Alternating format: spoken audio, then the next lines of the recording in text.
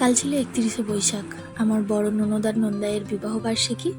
আর আমার নাতনি মানে আমার বড় ননদের ছেলের মেয়ে, তার কালকে 1 বছর পূর্ণ হলো, এই যে গুড়গুড়িটা।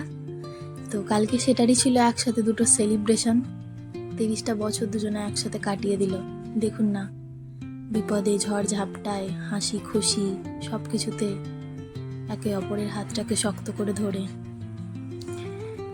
তারপর হচ্ছিল মালা বদল, যা যা রিচুয়ালগুলো হয় আর কি, একটুখানি হাসি আনন্দ মজার মধ্যে দিয়ে কালকে সন্ধ্যাটা কাটছিল।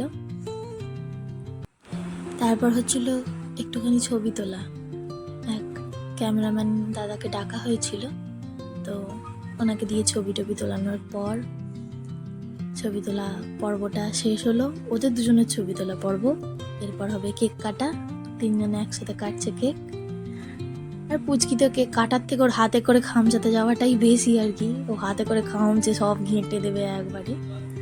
যাই হোক, কেকটা খুব টেস্টি ছিল জানেন তো। আমাদের এখানেরই এক কেক পার্লার থেকে অর্ডার করেছিলাম। কেক টেক কাটা হলো, কেক টেক কাটার পর ছবি টবি তোলা কমপ্লিট হলো।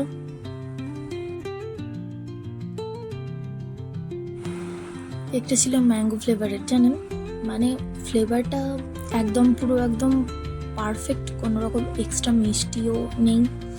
আর ম্যাঙ্গো ফ্লেভারের তো ভেতরে পুরোপুরি একদম আসলেই আমের পাত দেওয়া ছিল, ওই জন্যই খাইয়ে দিচ্ছিল বাচ্চাটাকেও।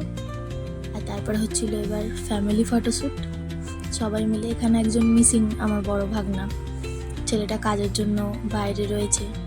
আসলে কর্মক্ষেত্রে তো কোনো রকম আপোষ চলে না, কাজের মানুষগুলো শুনবেও না যে কাছের মানুষের কোনো বিশেষ দিন আছে, তাই তাকে ছাড়াই করতে হলো সেলিব্রেশনটা।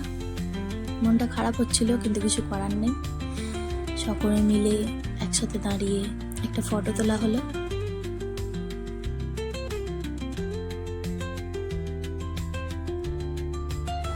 তারপর সেই কেকটার এবার ভাগ পর্ব চলছে, সবাইকে দিতে হবে। ভাগ টাগ করে দেওয়ার পরেতে এবার রাত্রিবেলা খেতে বসার পালা। সবাই মিলে খেতে বসেছি, ঘরের লোকজন। সিম্পল মেনু, লবণ লেবু ভাত, মাংসর ঝোল, আর শেষ পাতে একটা করে মিষ্টি ছিল।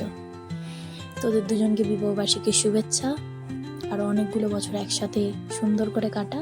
আর আমার পুঁটি রানীকে আমার অনেক অনেক অনেক ভালোবাসা।